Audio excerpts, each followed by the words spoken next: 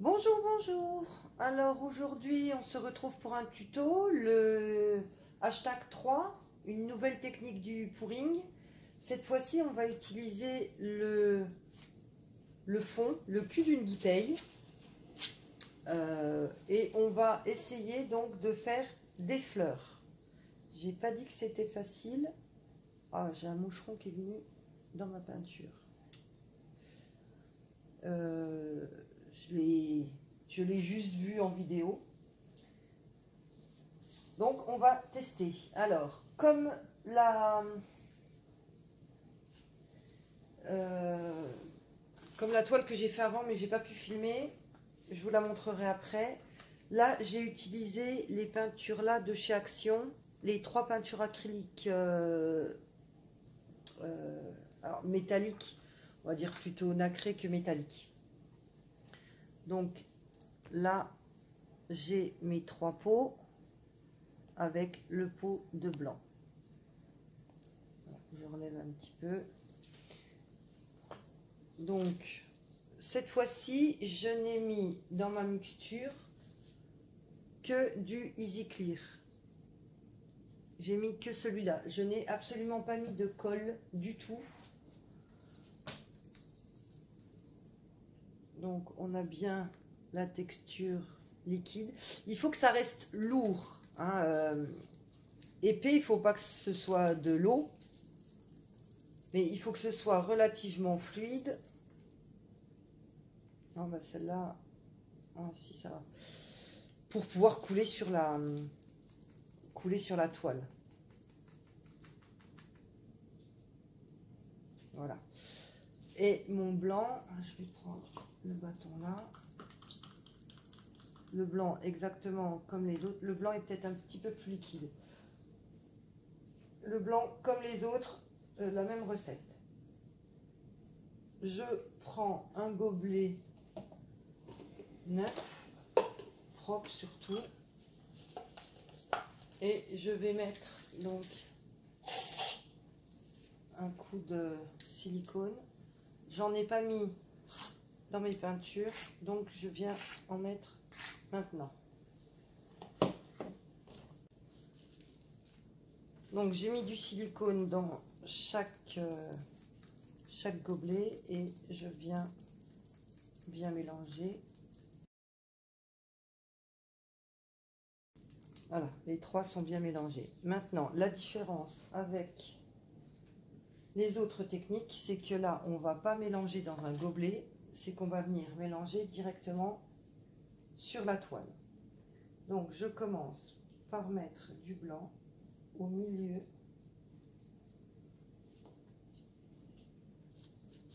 donc de la fleur pour qu'il y ait...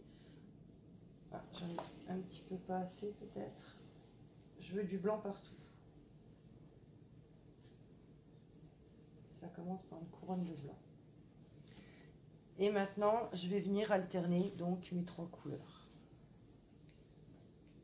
Je vais retirer les bâtons pour pas qu'ils me gênent.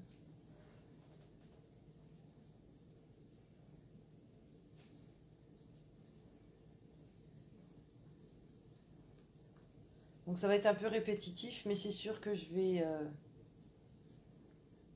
éviter de mettre les 2 roses côte à côte. Je ne sais pas s'ils vont ressortir tant que ça.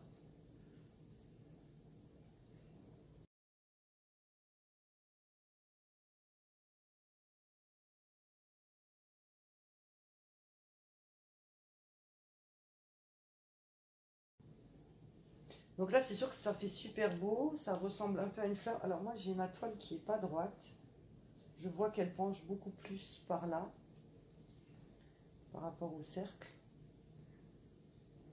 Je ne sais pas si là, j'ai assez de peinture pour faire toute la toile. Je vais remettre un petit peu de rose, un coup de rose foncé. Et je vais finir par un petit coup de blanc.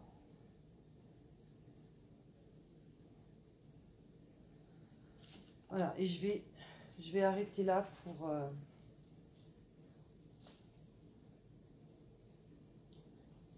pour ce qui est de verser sur la... Voilà, j'enlève le cœur. Je sais pas si vous voyez, donc la peinture revient au centre. Et là, voilà, c'est super joli, hein. J'ai le cœur de ma fleur. Vous voyez bien. Pour l'instant, ça fait vraiment une fleur. Là, j'ai un petit peu de cellules qui commencent à se former. Je vais donc prendre le chalumeau et essayer d'activer un petit peu tout ça.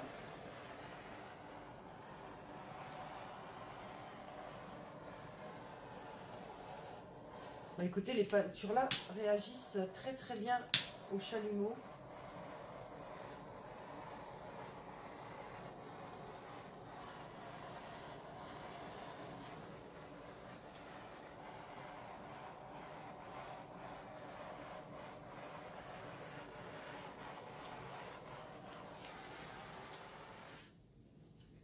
Voilà, donc la fleur s'est déformée vers là. On va essayer de l'étirer un petit peu plus vers moi. Donc là, par rapport aux autres essais, la peinture est beaucoup plus liquide.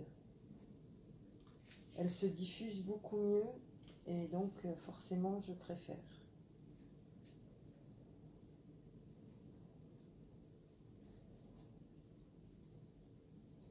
Donc je vais beaucoup plus lentement.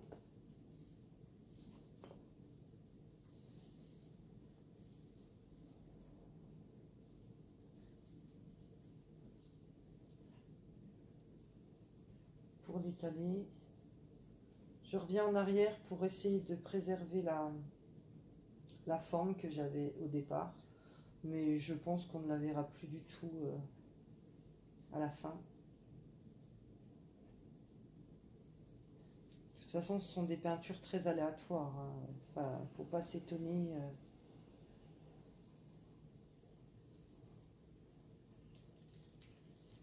Voilà, ça commence à couler sur les bords. Pas trop que ça coule non plus, parce qu'il me faut encore de la matière pour les autres côtés.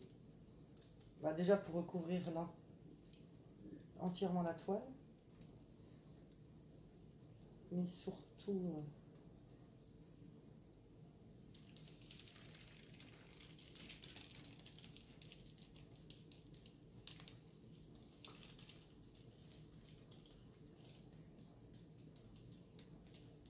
il y a des endroits, j'avais peur que ce soit blanc, mais en fait non, c'est... que ce soit des trous, je veux dire.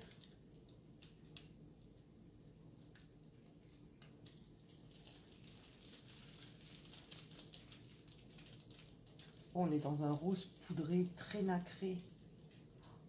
C'est très très beau.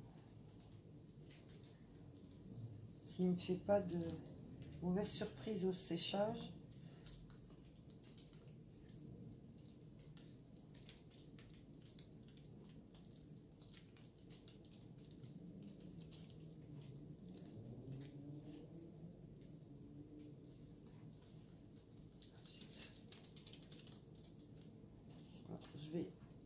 Je vais le reposer.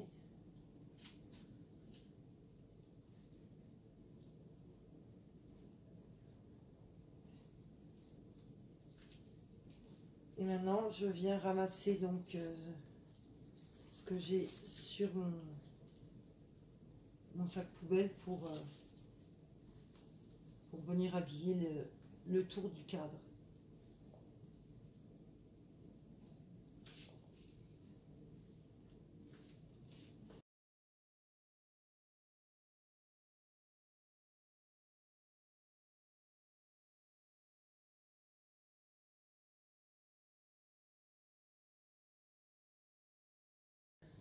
Donc voilà, j'ai fini. Alors la fleur, il n'y en a plus du tout. On oublie l'idée de la fleur. On a de nouveau un marbré très doux, très poudré. Avec le vert ne ressort pas non plus, mais par contre on a ces jolis effets dorés. Ouais, je le trouve super joli. Alors je vous présente le rendu après séchage. Donc on voit bien le doré, le mordoré. Je vous montre d'un petit peu plus près. Mais en fait, c'est surtout avec la lumière qu'on va deviner les effets brillants. Et encore, à la caméra, c'est vraiment pas facile. Donc voilà, le rendu final. Sur ce, merci d'avoir regardé ma vidéo. Je vous dis à très très vite dans un prochain tuto. Bye bye!